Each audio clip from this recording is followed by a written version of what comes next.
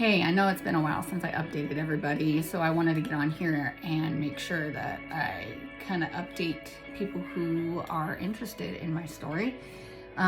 So the last thing I left off was I just had surgery. So I am about, 8-9 weeks since surgery. I recovered very well. I went right back to work. I couldn't miss any work. I couldn't do the disability thing. I have too many bills. I couldn't, be on disability. It's not going to work with the amount of bills I have. So I just stuck it out. Had my mom and my husband here for a little bit, and then I went right back to work. Everything was fine. I didn't really think about the chemo stuff until the very last second. I had an appointment with my oncologist. His name is Dr. Grossman at USC. And I spoke with him, and he was just letting me know the percentages of doing chemo and not doing chemo. It's not a big difference since I am stage 2 in my cancer journey with colon cancer, since it didn't hit the lymph nodes. So he said, among 2 other doctors he talked to, that he really recommends doing chemo. But the percentage, so he said not doing chemo and just, going about my life and having the colonoscopies every year. He said the chance of it reoccurring is like 35%. I mean, that's still kind of high. But if I did chemo, it would reduce it by like 5-10%. That is like super small percentage. But if I look at it as a whole, I could be part of that 5-10% that it could save. So I didn't really have a chance to really digest it very much in my mind. My whole thought was, I need to stay here for my 4 kids and my mom and my grandma and my family and my husband. But I was deathly afraid of chemo. You hear about all these people going through chemo, that they're really sick, they can't even function, they lose their hair. I was really nervous. I didn't want to, but it's not about me. It's about my kids, about me being here for my kids. That's the whole point. So I thought about it for a little bit, and then I said, okay, let's do the chemo, right? I said, can we do it after tax deadline since I am still working? And he said he likes to do it within 8 weeks of surgery, taking out the tumor. And I was like, that is really soon because it's already been 7 weeks. And he said, yeah, I would like to get you in before next week. And I was like, it's not possible. I am up to my head in bills. I was not being responsible with my finances. On top of that, buying groceries for my kids every week, it's costing like $200, $300. I have 2 teenagers to feed, so they eat a lot. And those big boxes of chips, they go through 2 days, and those are like $20 just for chips. So I've been spending a lot on groceries, and then my car payment, and then my rent, and then it's all adding up. So I told him there's no way I could do it right then and there because gas prices went up. There's no way I can get to Los Angeles. I just can't. So I made a plan with my mom to come out here so I can start doing chemo. She flew out here about a week and a half ago, and I went on last Wednesday to get my bronchoscopy done for my lungs. And then last Thursday, I met with my oncologist in person, and we went over the side effects and all the risks and benefits of chemo. I still was nervous about it. I didn't feel confident still doing it, but I know that this is what I need to do to make sure I stay here on the physical earth for my kids. So I had a plan on Friday to get the port placed and then do chemo that day. And so I, spent time with my husband. I knew I wasn't gonna be able to go swimming for a while, so we you know, went swimming that night. My mom was at home with the kids while I was in California this whole time last week. And then Friday morning, it was a mess because I'm still in my 90-day window for COVID. And when that when you test positive for COVID, they don't make you retest for 90 days. And I had to retest for the cancer place because they don't allow people in without testing, because obviously there's people on chemo and they have cancer. So their immune systems are very low. So you always have to get tested. So then I had to get tested at 7 a.m. that morning on Friday. I had to have a CT, but they couldn't do the CT because they were falling behind on putting the port in. So they did put the port in. As you can see, I still have two, you can see them a lot, and I'm actually bruising pretty bad. I thought that was still the betadine, but it's not. So the port is up here, down here, sorry. And it hurts still.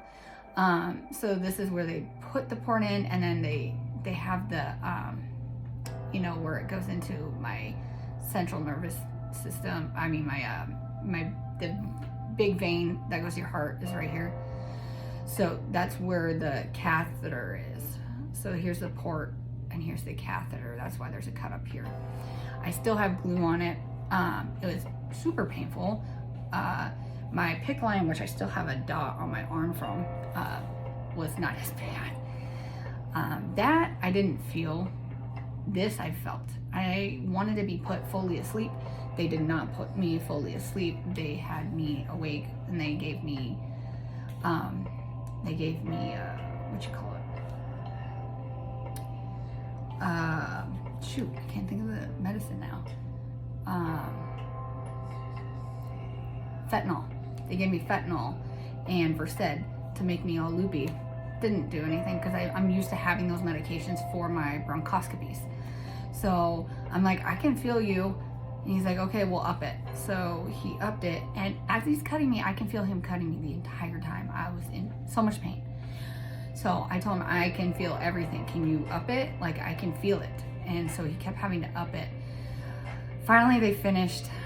I was super inflamed. I had betadine from all the way over here to here. I looked like super orange. My 15-year-old son said I look like Donald Trump. That was hilarious. I was super orange. And that's why I thought this was still betadine, because it looks orange. But it's actually a huge bruise since the port is right here. I don't have much skin, so they really had to like push it in. It's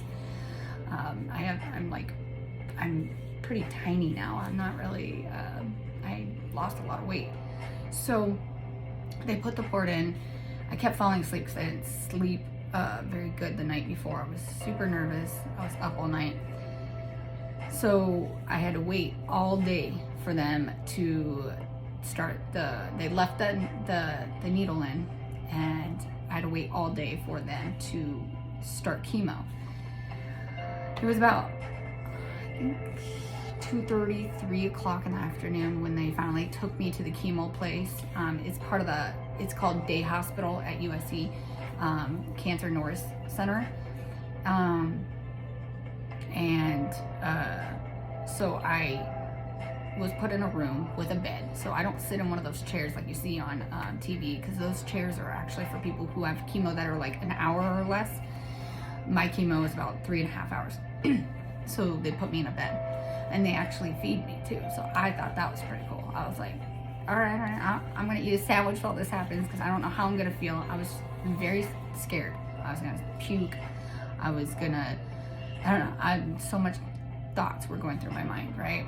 So I lay down, I eat a sandwich, I get one medicine for an hour, I get the second medicine for 2 hours, and then the third is actually, I wouldn't want to say it's a third, it's a vitamin, B12, so that I don't, become anemic or have low iron and all that stuff.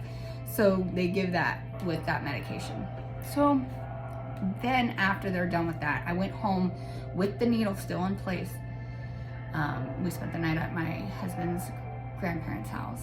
I went home with a little fanny pack, and it had a bulb medicine thing in it. And the way it was, you know, being dripped into my system is that this little thing had to be touching my skin the whole time to continuously give me medication. It was super weird. So I was always checking it, making sure it was touching my stomach. And then, you know, that whole weekend, I wasn't sick. I was tired. I don't know if I was just tired because I'm always tired from dealing with 4 kids and then all the stuff I have going on at work. I'm not really sure if it was the chemo or not, but I was pretty much okay. I'm just tired.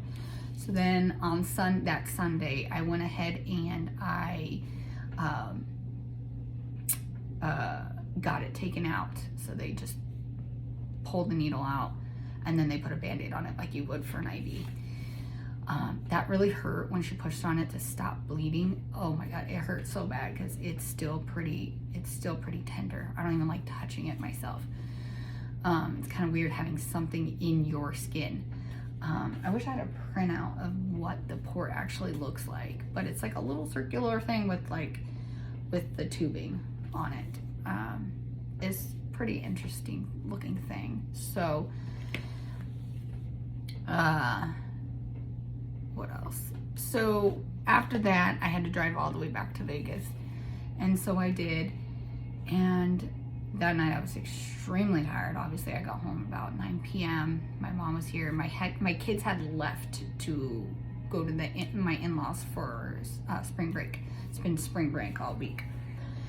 And so, which is actually a good thing. So if I were to get sick, they wouldn't see me sick. Unfortunately, I asked them for Zofran before I had left, and he had not sent it to the pharmacy, so I couldn't do anything about it if I were to get sick. Monday, I was just tired. I wanted more sleep, so I slept most of the day. I worked and slept. Tuesday, I went into work. I was okay. And then,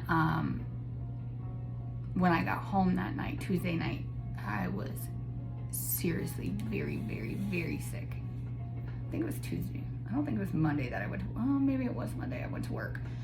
My days are too crazy right now. So maybe it was Monday that I went to work. One of the nights I had started getting these stomach pains, and I was just tired and not feeling good, nauseous, and I ended up throwing up. The next day I was fine. And then the day after, so I think that was Monday, I was severely sick. I was up every hour. So yeah, that was a Wednesday night. I was very, very sick. I don't know if that was the chemo or not because I wasn't eating. I don't have an appetite right now. My hair's not falling out, so that's a good thing because I barely have any hair. The only thing I can really feel like I get nauseous and I don't want to eat. I'm usually a pretty big eater. I'm hungry all the time. I don't eat big portions, but I eat a lot, like every couple hours. And I love food, so me not being hungry is scaring everybody. My mom keeps bugging me to eat something, and I don't want to eat it. I'm just not hungry. And when I force myself, that's when I got sick. I had a steak dinner with potatoes and beans. And I think it was too big of a dinner to, I can't think of the word. Not carbs, but like it was a very thick dinner. It wasn't something that I should have taken slowly, and I didn't, and I was very, very sick Wednesday night. Up every hour, throwing up, going to the bathroom, throwing up, going to the bathroom. Didn't know what happened. I don't know if it's from the chemo or if I don't know if I just got sick from eating. I have no idea what it really was. So I guess I can attribute that to the chemo because I had, I bought this last year, I don't know, a year ago. It's probably super old. I bought this a year ago. It's a pen, a weed pen. So I bought this a year ago. I don't use it. Not my thing normally. But I had taken a little bit of it last night, and it helped me eat. I was very surprised. You know how you hear about people saying, "Oh, smoke weed when you're a cancer patient." It's so cliche, you know. But I actually did, and it actually worked. I was not sick last night. I was able to sleep, and I ate. I didn't eat enough. I ate half my food, but it's amazing how I didn't get sick. So it is old because it tasted like crap, but it did help. So I'm probably gonna go, my husband's gonna buy me another one. So I think that's what I'm gonna do from now on, is gonna have to use marijuana to sleep and eat, unfortunately.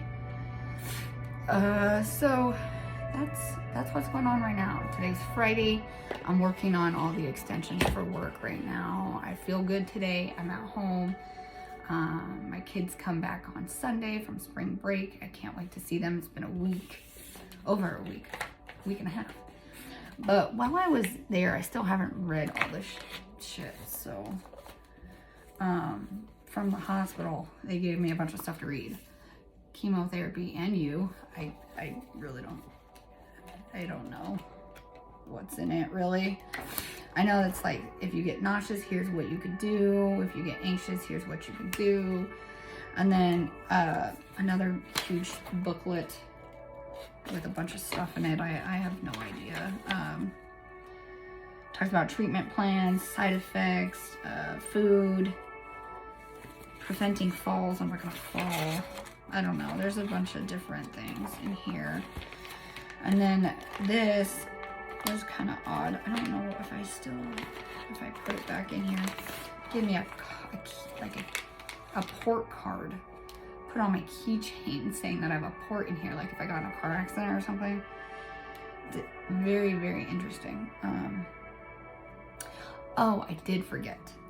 For this CT scan, I'm a little nervous, and none of the doctors talked to me about this yet.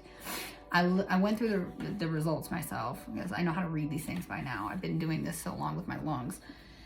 I read it and it didn't look good. So there is nothing new growing down in my colon or intestines area at all. However, the lymph nodes up here were inflamed. I don't know if it's because I possibly had pneumonia, because I was not doing good lung-wise, or the cancer could have spread. I don't know anything. I really need to ask my doctor about that because I'm concerned with that. Why my lymph nodes were super enlarged. Even the person who read the results said it needs to be followed up. I am very concerned. Obviously, I'm not going to say their name on here for privacy reasons, but I do have a friend that had cancer, had the tumor removed, had surgery, and then a few months later, it came back. That person didn't do chemo, but it came back, and now he's going through chemo with me, and there's a few other friends of mine who are going through the same thing, and I don't want it to spread. I'm deathly afraid of it spreading, and that's not only coming back but spreading, both of those, and that's the reason why I'm doing chemo. This journey is not going to be easy. It cost me probably, I had a hotel room, a cheap one in Simi Valley for 2 days before I went to my husband's grandparents, and that cost me about $300. To drive to Los Angeles cost me about $100, so that's $400 right there. To drive home, another $100, $500 just to go for one trip. I can't afford this, so I'm having trouble, really big trouble. And people keep saying share that GoFundMe that I had back in December, and I'm too scared to do it because my in-laws spread a lot of rumors about me and spread a lot of hateful stuff, and I don't want to make it sound like I'm such a loser or no one's gonna help me. And I don't want to deal with that. You know, it's unfortunate. I don't want to sound bitter or petty. You know, for children, they have a lot of options when they have cancer. For adults, it's not. There's programs, and maybe I'm ignorant to other programs, but since I am still working, I make too much money for, you know, low income stuff or whatever, help, period. I can't get food stamps. I can't get any of this. Even though I have cancer and I'm going through chemo, I can't get help. They flat out refuse me. So, you know, it's been hard, and I don't know. I go back on the 21st to do it, so it's every 2 weeks. And I don't know how financially I'm going to do this. I actually was not able to pay my rent this month. I had a very, very sweet friend of mine pay it for me, and I have to pay her back. And, you know, I've never been the one not to pay somebody back, so I'm good on my word on that. However, I don't know how I'm gonna get through doing this every 2 weeks. And people keep saying, why don't you have a treatment center near you? I don't have insurance out here yet. They're gonna kick me off the California insurance in June, so then I can get insurance out here. But I don't know if I have doctors that are trustworthy out here in Nevada. So my mind is everywhere right now. On top of that, I gotta take care of my 4 kids. Those kids are my number one priority. So it's hard to take care of myself and then them and then everybody else. So my mom will be coming back and forth here for her doctor's appointments and then to help me with the kids, which will be a lot of help. So financially, I'm not doing good. I really wish there was something I could do to qualify for it. Even if I thought about going on disability, there's no way I could afford this apartment and be on disability. It's just not plausible. So I have to keep my job. And then if I keep my job, I can't pay all the bills. It just doesn't make sense either way. I'm kind of stuck. And, you know, I have really good friends that do want to try to help me, but I am not one to ask for help, first of all. Secondly, with my in-laws starting all that drama back in January, in February, I just kind of hid. I don't want all the attention on me. I don't want anyone to know that I'm struggling, to think I'm failing or whatever. You know, I guess what I'm getting at is that, you know, it's going to be rough the next 3 months doing chemo. And I'm really hoping I don't have any more side effects. But that's the update I have right now. I'm going to go back to work. But yeah, so I'll probably be on next 2 weeks, like when I do my next chemo treatment. I might even videotape while I'm there. I don't know what I'm doing yet with this channel still. I know my husband told me to make another video, and that's the reason why I'm making one right now, because he wants me to share my story. So if anyone else is going through chemo or has the same cancer, that they know they're not alone. I'm going through the same thing. And if anyone has any suggestions on financial help or what I can do differently than I'm already doing, that would be helpful. Yeah, so I will update you guys later. Bye.